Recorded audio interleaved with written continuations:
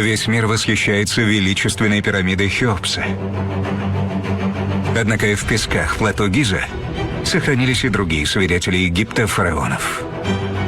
Большой сфинкс, пирамиды Хефрена и Микерина – все они не менее грандиозны. Сфинкс высечен из монолитной скалы. Пирамида Хефрена самая высокая в мире. Она возвышается рядом с пирамидой Хеопса и кажется почти идентичной своей внушительной соседке. Над камерой громоздятся 140 метров каменных глыб. Как египтяне смогли возвести столь колоссальные сооружения без тяжелой техники? Что представляет собой сфинкс и почему стоит именно там? И какие секреты таят эти гигантские строения? Мы используем данные спутника, а древние египтяне поступали проще. Делали дыры. Сегодня раскрыть тысячелетние тайны помогает новейшая технология — фотограмметрия. Сканируя пирамиды с воздуха, можно создать их точные трехмерные модели. Достоинства данной технологии очевидны, а ее преимущества для египтологии неоспоримы. Мы можем создать трехмерную модель нескольких квадратных километров. Цифровое плато Гизы. Никогда не видел пирамиды такими. Трое ведущих египтологов из США, Египта и Франции предприняли беспрецедентную миссию. Они вознамерились изучить плато Гизы снаружи и изнутри. Они находятся на одной линии. С помощью фотограмметрии можно увидеть, что тело Большого сфинкса длиннее тел других, подобных изваяний. Геометрия пирамиды почти идеальна. Спустя 4 тысячелетия после постройки эти каменные сооружения готовы раскрыть все свои секреты. Археология выходит на новый уровень. Разгадка тайны пирамид. Последние загадки Гизы.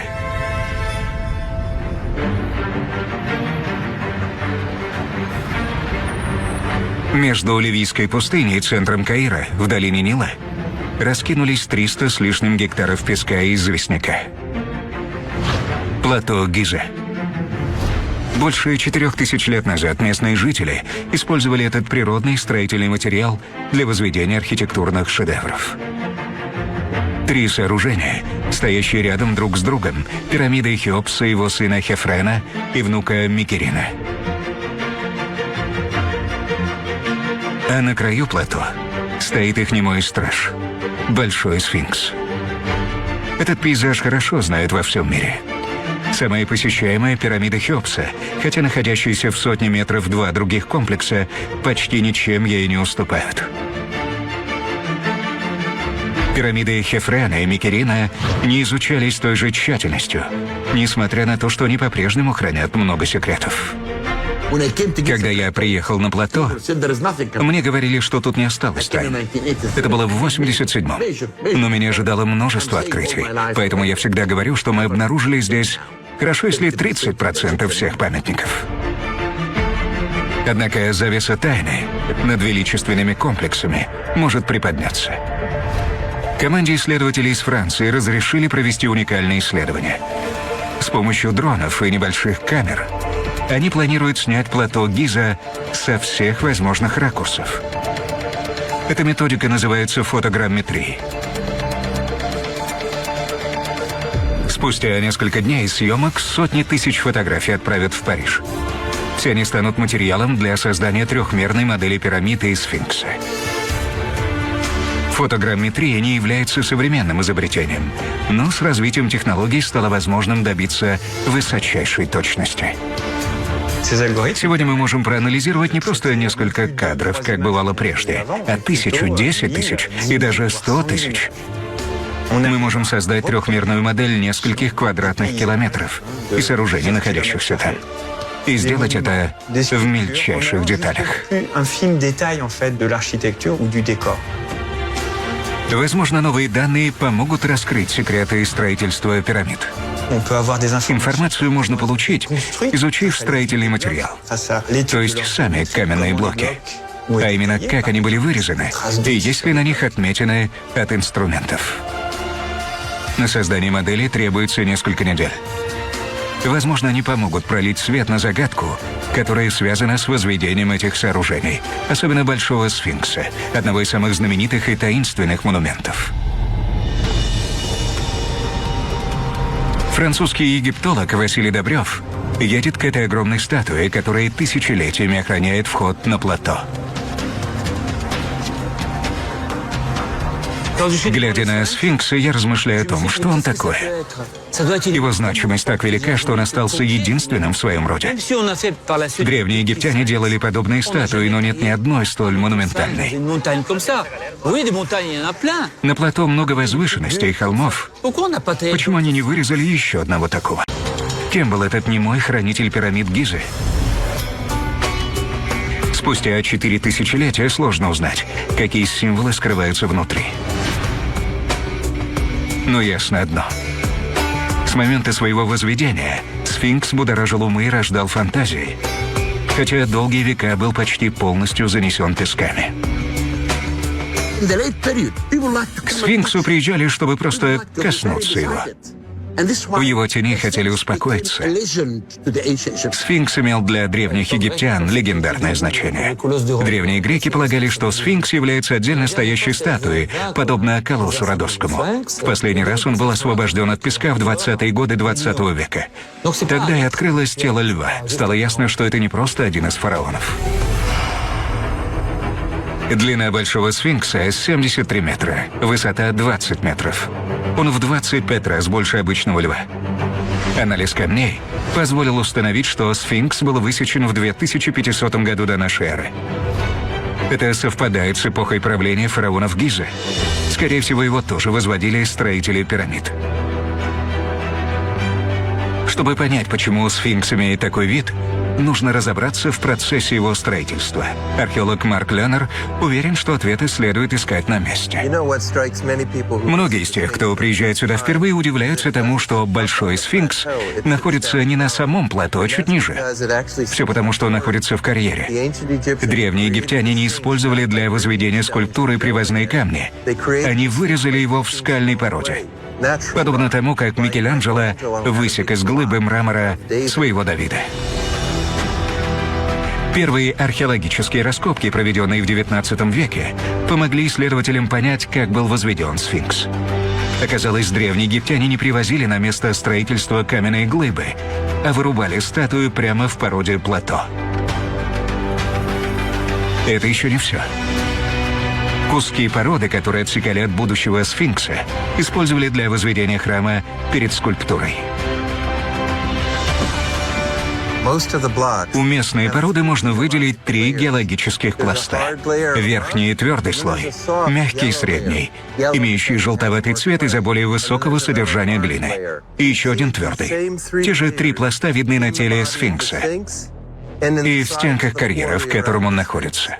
Совершенно очевидно, что он был высечен из этой же самой породы. Первые фотограмметрические данные о сфинксе готовы. Их анализом займется Василий Добрев. Фотографии, сделанные из воздуха, позволяют по-новому взглянуть на ландшафт и рельеф того места, на котором находится Большой сфинкс. Мы знаем, что он был высечен в породе, но с Земли очень сложно получить полную картину. Теперь мы можем сделать выводы о форме скалы, из которой он вырублен. Полученные данные подтверждают, что сфинкс действительно был вырезан в скале, находящейся на плато. Однако на цифровой модели видно кое-что еще.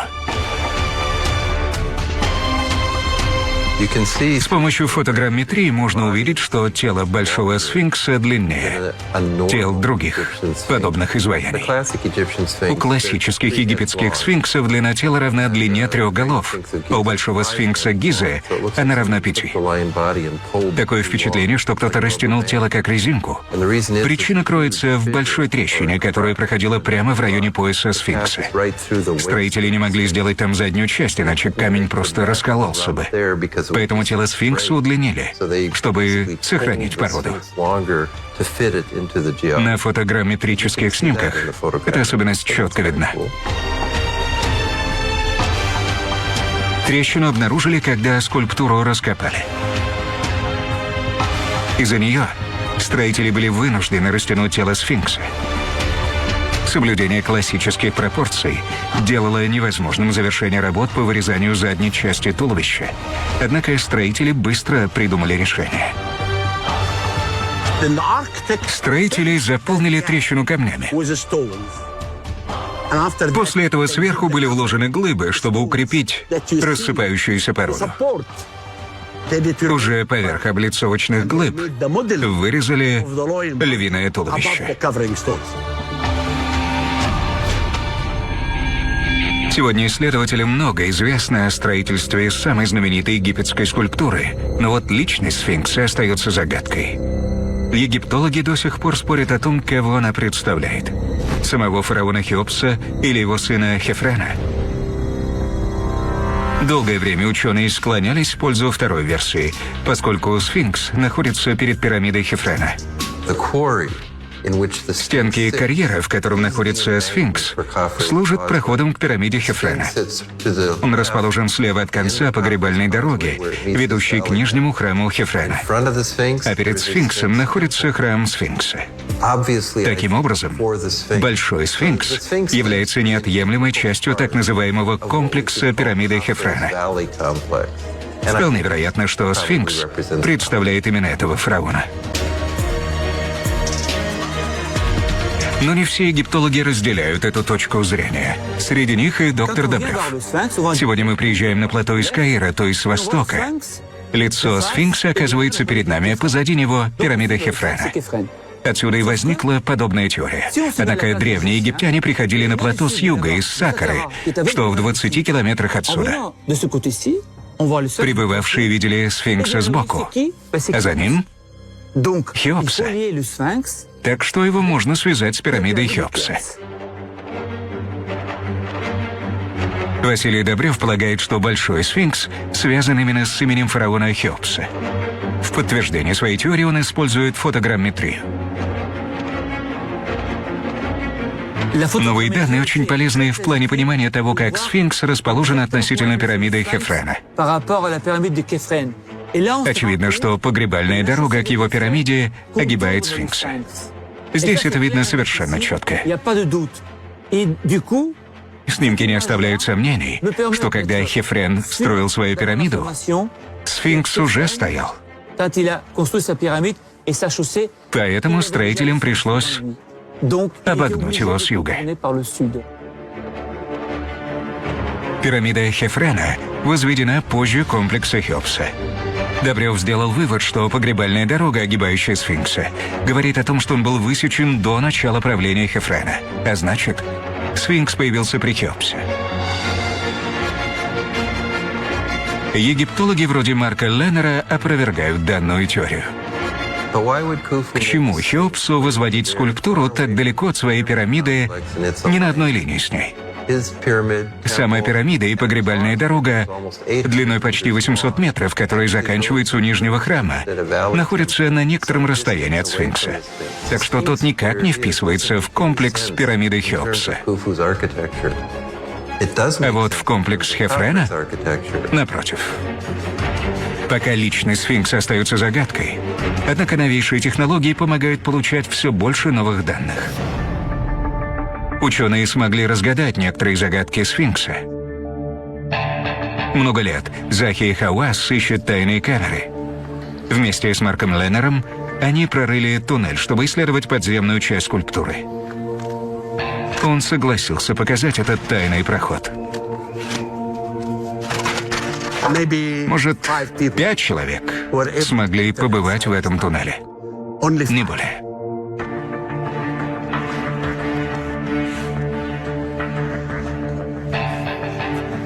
Как видите, туннель начинается здесь.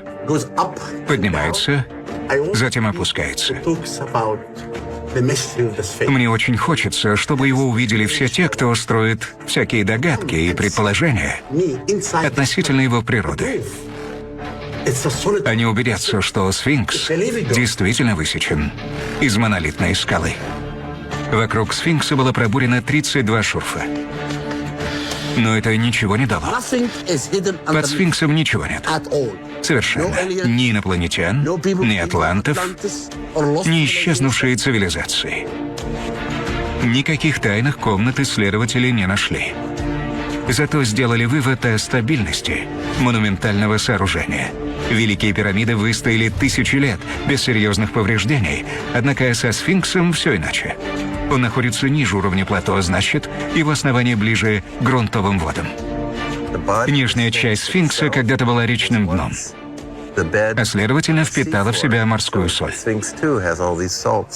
Когда грунтовые воды впитывались в поры известняка, они растворяли соли и выносили их на поверхность. Вода испарялась, а соль перекристаллизовывалась. Она с неимоверной силой давит на камень. Мягкие слои известняка расслаиваются. Туловище сфинкса становится хрупким, поскольку высечено из этой же породы. Для строителей пирамид местная геология была преимуществом, а для специалистов по их сохранению – проблемой. Восстановление сфинкса началось спустя 1200 лет после его возведения и продолжается с тех пор. Сегодня его сохранение по-прежнему требует больших усилий.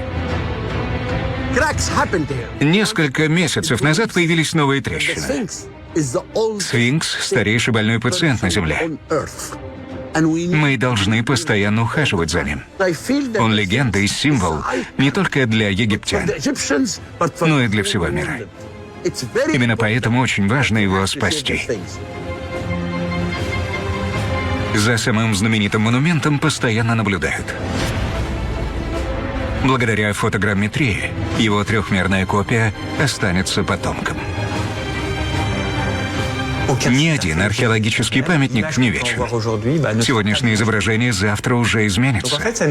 Новые технологии помогают перенести изображение монумента на цифровую платформу, чтобы будущие поколения могли увидеть его таким, каким видим его мы.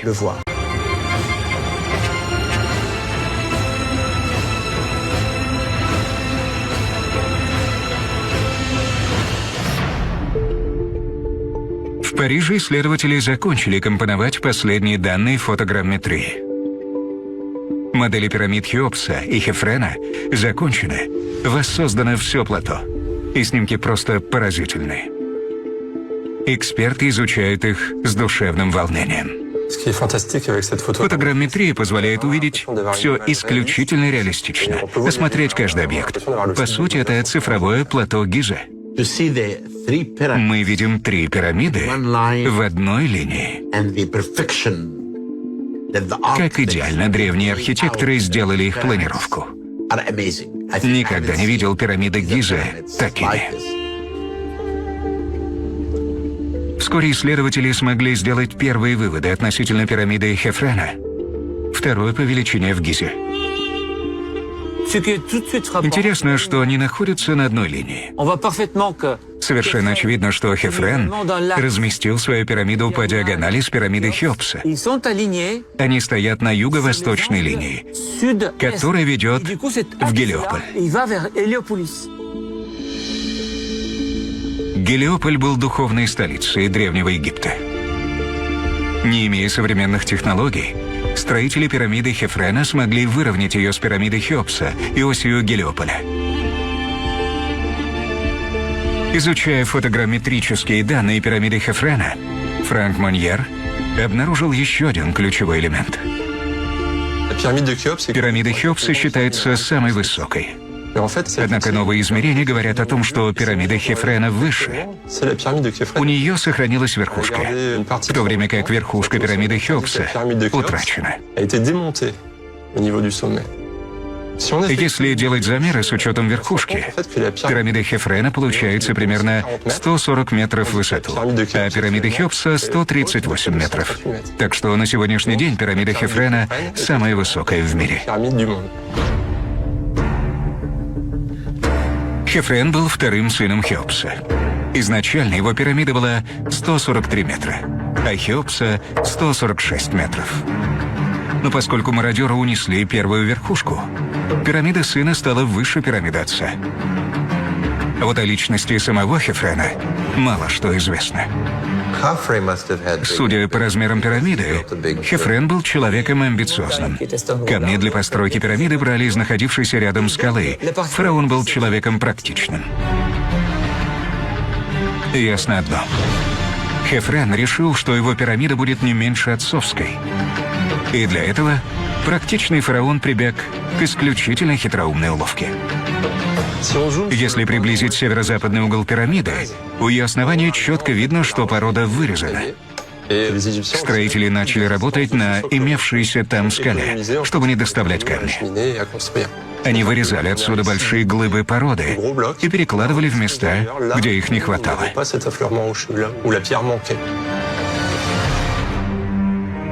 На месте Василий Добрев показывает эту уникальную деталь пирамиды Хефрена. Скала очень четко различима. Ей придали форму, чтобы поддерживать камни. Их укладывали прямо на нее. Благодаря такому положению пирамида кажется выше. Но хитроумный Хефрен использовал не только особенности местности. Поскольку он хотел сравниться с отцом, то приказал сделать свою пирамиду более наклонной. Наклон стен пирамиды Хефрена 53 градуса, пирамиды Хеопса 51. Разница кажется совсем небольшой, однако она помогает усилить оптический обман. И это еще не все.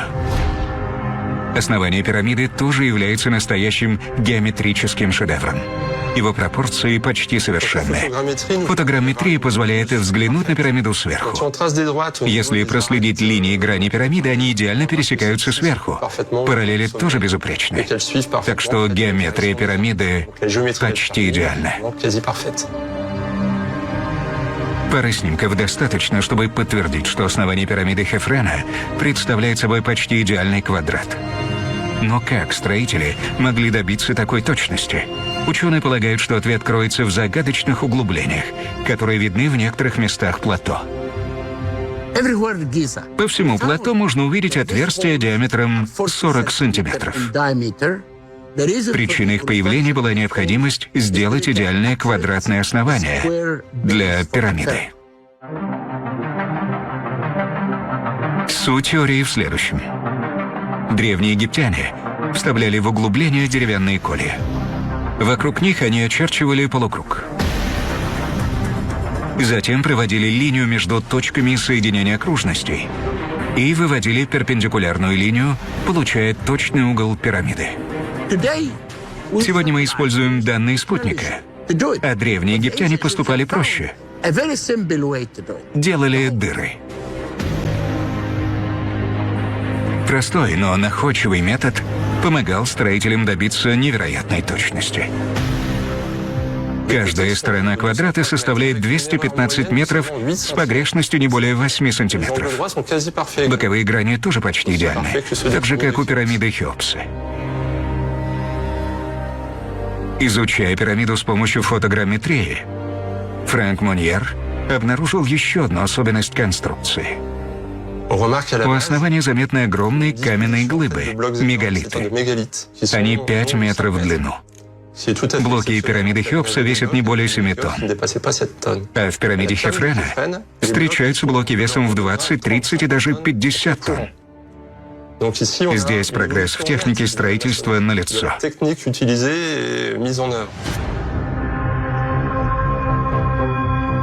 Фотограмметрия также позволяет понять, как эти глыбы укладывались в верхнюю часть пирамиды, что очень сложно сделать на месте. Кладка кажется случайной. Маленькие плиты перемежаются большими. Кажется, логики нет. Местами это кажется нагромождением камней.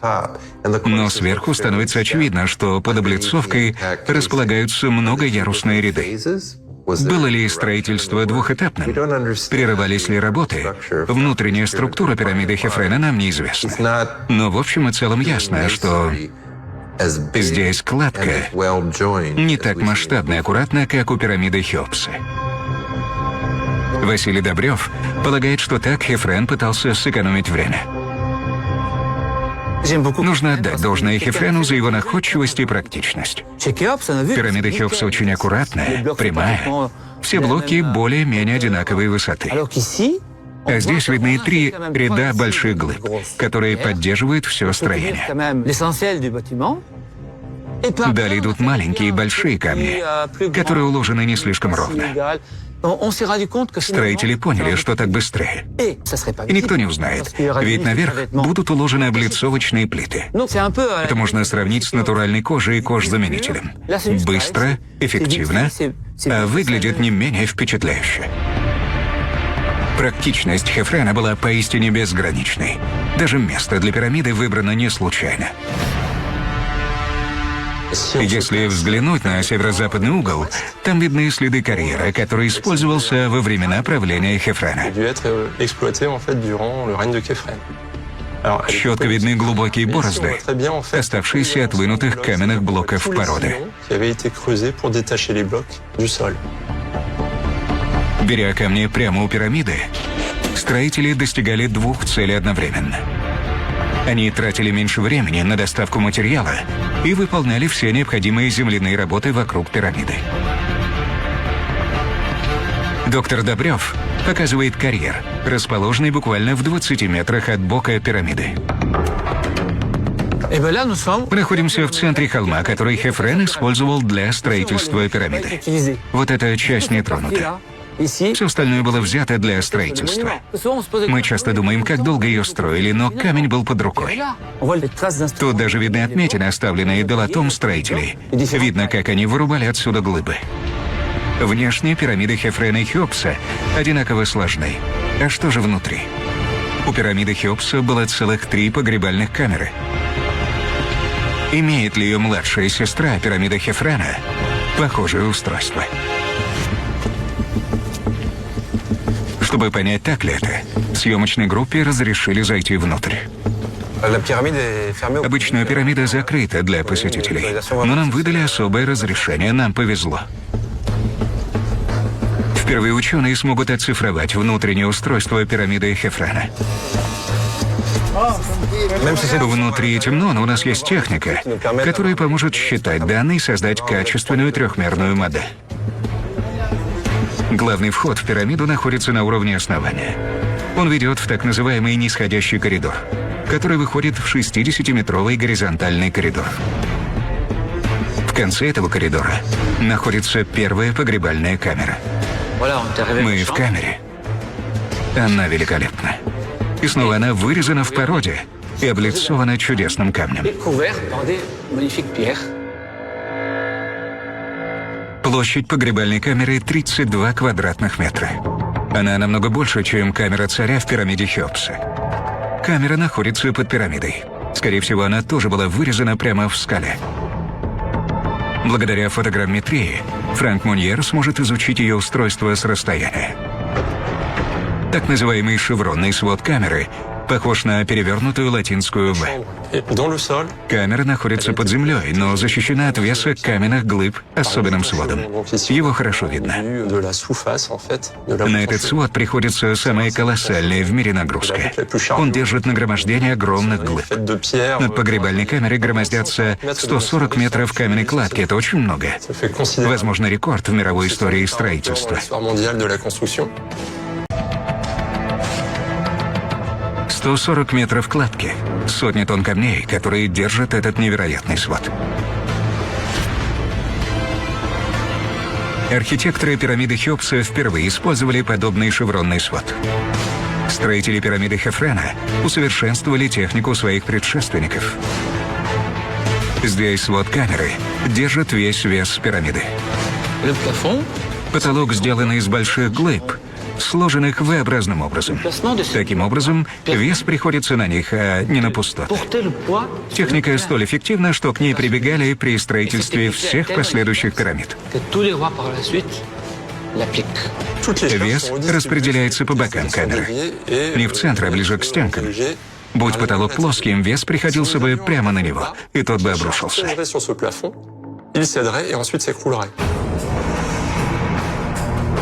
Свод погребальной камеры Хефрена – настоящее достижение каменного зодчества. Спустя 4500 лет он почти как новый. Видны небольшие трещины.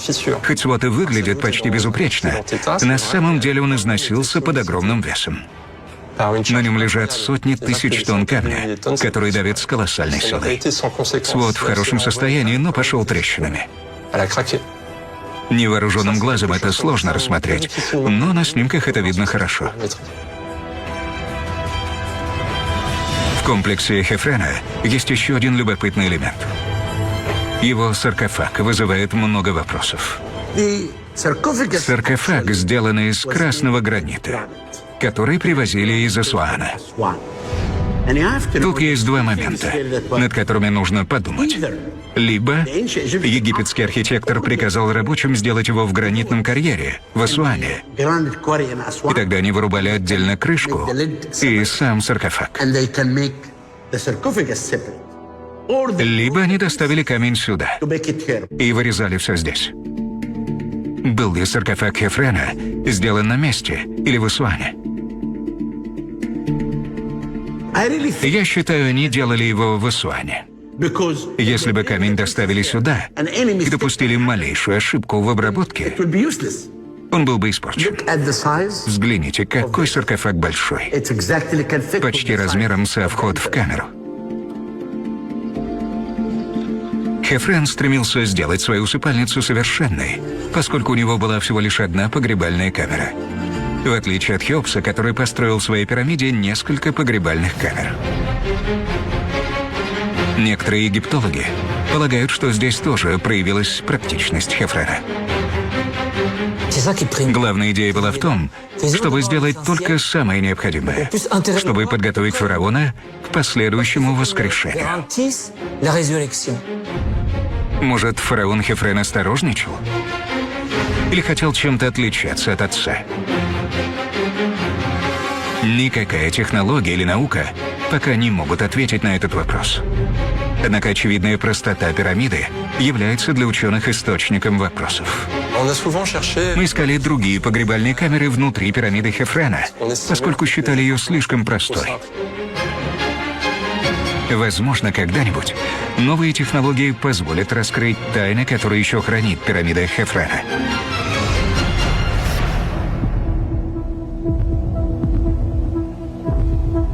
Чтобы увидеть последнее сокровище Гизы, нужно обойти комплекс Хефрена.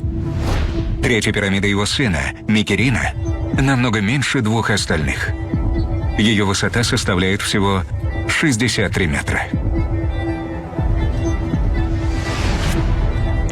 Она в 2,5 раза ниже пирамиды Хеопса. С чего вдруг такой переход от гигантизма к нормальным размерам? Возможно, на плато Гизы просто не хватало места, поскольку комплексы строились по диагонали. Пирамида Микерина находится на южной оконечности плато. Там нет крутого обрыва, но есть вади, сухое русло. Так что для огромной пирамиды места мало. Однако причина могла быть и политической. Взгляните на статую Микерина. Вглядитесь в его лицо. Хеопс и Хефрен изображались серьезными, суровыми. А выражение лица Микерина выдает в нем человека добродушного. Скульптура изображает его идущего рука об руку с богами. Он выглядит совершенно иначе. Мне кажется, на пирамиде Микерина они устали. Такое впечатление, что никто больше не приглядывал за строительством. Средств на него выделялось меньше. Строители этой пирамиды работали уже не так усердно.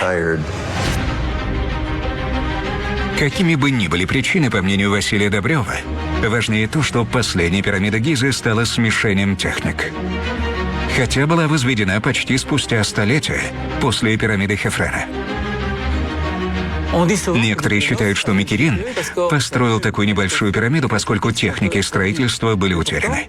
Но в его погребальном храме находятся самые массивные блоки. Вес некоторых доходит до 200 тонн. Это значит, что техники не были утеряны, просто концепция изменилась. И снова фотограмметрия поможет разобраться, как именно была построена пирамида Микерина. Если поближе рассмотреть пирамиду, сразу бросается в глаза карьеру ее с северо-западного угла. Он редко упоминается в источниках и никогда не был описан. Однако фотограмметрия позволяет создать детальный план блоков, которые отсюда вынимали. До сих пор видны борозды в местах изъятия камня. Глыбы довольно большие, 3 на 3 метра. Каждая может весить от 10 до 20 тонн. И в этом случае древние строители использовали доступный материал, чтобы не доставлять его издалека. Однако это относилось не ко всем камням. У пирамиды Микерина есть несколько деталей, отличающих ее от пирамид предшественников. Фараон Микерин облицовал свою пирамиду гранитом. Безусловно, гранит намного прочнее известняка. Все, что сохранилось в пирамиде, сделано из гранита. Вот здесь вся облицовка гранитная. Но смогли ли строители закончить вершину, не уверен. У фараона не хватило на это времени. Микерин правил меньше, чем Хеопс и Хефрен, поэтому не успел закончить внешнюю облицовку. Каждый фараон хотел чем-то выделиться. Возможно, Микерин решил сделать что-то новое и облицевать свою пирамиду не известняком, а другим материалом. Каждый фараон привносил что-то свое. Первые 16 рядов пирамиды Микерина облицованы гранитом. Это единственная пирамида на плато Гиза, в которой такое количество этого материала. Египтологи полагают, что остальная часть пирамиды была облицована известняком. Гранит намного сложнее обрабатывать, на это уходит больше времени. Микерин рисковал, ведь пирамида могла быть не закончена на момент его кончины. Одной из последних незавершенных работ осталось выравнивание нижних рядов пирамиды. Строители бросили работу, оставив лицевую сторону облицовочных гранитных плит с заметным утолщением. Все лишнее должно было быть сколото тяжелыми отбойными молотками. Но возведение пирамиды остановилось. Это позволяет нам сделать вывод об одном из этапов строительных работ. Тем временем в Париже Франк Моньер продолжает анализировать фотограмметрические данные последней пирамиды Гизы. Он заметил необычную деталь во внешнем облике пирамиды. Внешние грани кажутся немного вогнутыми. Если сделать горизонтальное сечение, все 4 стороны кажутся вогнутыми. Продлим сечение до вершины. Видно, что они неровные. В самом низу не видно никакого искривления. Чем выше, тем оно становится все более заметным. Снимки помогают рассмотреть то, что сложно разглядеть невооруженным глазом. А именно, что стороны пирамиды слегка вогнуты. По мнению эксперта, это никак не связано со строительством. По одной из версий, строители сделали это намеренно, чтобы пирамида получилась 8-гранной, а не 4-гранной. Но это лишь теория. В средние века облицовочные блоки пирамид Гизы снимали. Их спускали вниз прямо по граням, чтобы использовать для отстройки Каира. Такая небрежность по отношению к пирамидам тоже могла их повредить.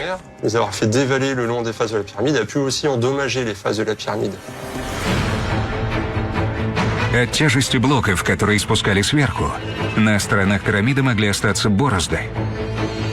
Кроме того, в средние века султан Осман I Гази приказал прорубить расселину на северной стороне, надеясь найти вход в пирамиду. Однако тот был найден только в XIX веке английским исследователем. Вход находится гораздо ниже расселены, метрах в 4 над землей. Он ведет в узкий коридор, который заканчивается первой погребальной камерой. Она декорирована так называемой фальш-дверью. Это не более чем иллюзия. Впервые со времен фараона Джосера мы видим подобные детали внутри пирамиды. За ней находятся опускные плиты, которые опускаются в соответствующие пазы и запечатывают пирамиду. Это, так сказать, вторая линия обороны. Первой была, предположительно, сама облицовка и двери в коридоре. Микерин скопировал систему безопасности Хеопса. Опускные плиты на системе блоков. За всем этим находится еще один горизонтальный коридор, ведущий в другую камеру, гораздо большую. Горизонтальный коридор приводит в довольно просторную прямоугольную камеру, полностью вырезанную в породе. Многие считают, что это первая погребальная камера Микерина. И это очень любопытно. Вторая погребальная камера находится внизу второго нисходящего коридора. Многие полагают, что это настоящая погребальная камера из-за углубления. Оно сделано в западной стене помещения, как раз по форме саркофага. Это отличительная характеристика Микерина. Его погребальный комплекс кардинально отличается от классической модели пирамиды Хефрена. Даже напротив, тут все очень прогрессивно. Данные, полученные с помощью фотограмметрии, помогают понять, как все было устроено. Находясь внутри, мы не можем понять размеры и устройство пирамиды. Но здесь достаточно беглого взгляда. Вот нисходящий коридор, первые камеры и другие помещения, ведущие в усыпальницу. Снимки помогут понять, как устроены различные помещения. Они находятся далеко друг от друга. Комплекс погребальных камер и коридоров со временем становился проще. Но здесь строители еще экспериментировали. Они думали над тем, как все устроить, облицовывать ли вторую погребальную камеру гранитом, и фотограмметрия позволяет понять ход их мыслей. Египтологи были озадачены тем, что в первой большой погребальной камере Микерина не был найден саркофаг. Хотя, казалось бы, для него все было подготовлено.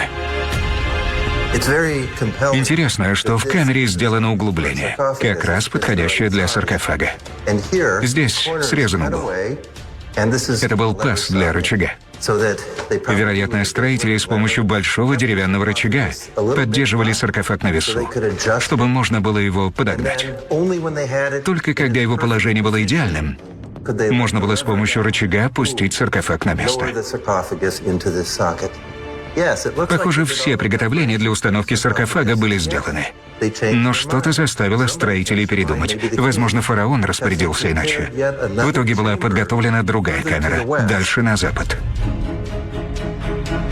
Строители пирамиды готовили место для саркофага, но потом поменяли свое решение.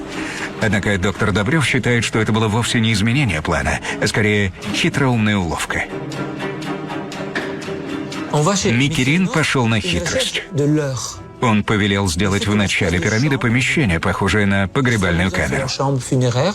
И ее даже опечатали как настоящую. Уже во времена правления Микерина пирамиды оскверняли. В его пирамиде находили предметы, которые должны были находиться в усыпальнице Хеопса. На них было имя Хеопса. Очевидно, что Микерин пытался ввести в заблуждение расхитителей гробниц, заставить их поверить, что это и есть погребальная камера, хотя та находится еще дальше. Получилось ли? Пока неизвестно. Настоящая погребальная камера Микерина, в которой должен был находиться саркофаг с забальзамированным телом фараона, располагалась в конце длинного нисходящего коридора, уходящего от первой камеры. Марк Леннер спускается туда. Вот истинная погребальная камера, в которой должно было находиться тело фараона. Она облицована когда-то идеально отшлифованным гранитом и находится в конце системы коридоров. Облицовывая 17-метровые помещения, строители обрабатывали камни прямо на месте. Очевидно, что они отшлифовали стены после того, как уложили гранит. Блоки были уложены неотшлифованной лицевой стороной, а потом строители буквально изваяли камеру из грубого гранита. Поэтому 1 сантиметр вот этого камня заходит на эту сторону, а сантиметр этого камня вот на эту. Сейчас эта погребальная камера совершенно пуста.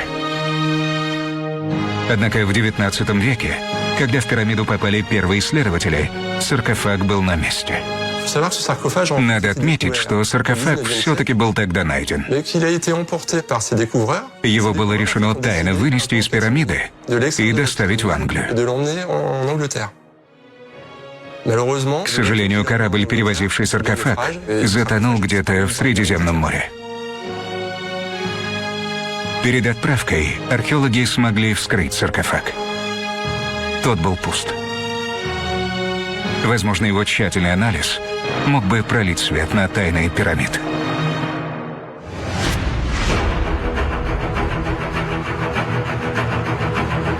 Несмотря на использование новейших технологий, многие секреты плато Гиза, одного из самых изучаемых археологических комплексов Египта, остаются нераскрытыми по сей день.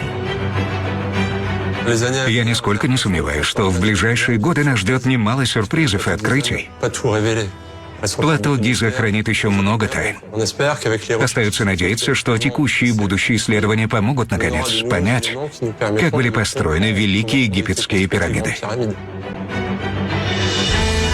Однако есть те, кто считает загадки пирамид самой привлекательной и захватывающей частью их тысячелетней истории. Когда я вижу, какими глазами люди смотрят на Большого Сфинкса, я со всей ясностью понимаю одно. Они вовсе не хотят знать правду. Им больше по душе окутывающая его тайна. Некоторые полагают, что потребуется сотни лет, чтобы обнаружить все сокровища Египта. Возможно, новейшие технологии помогут ускорить процесс установления истины.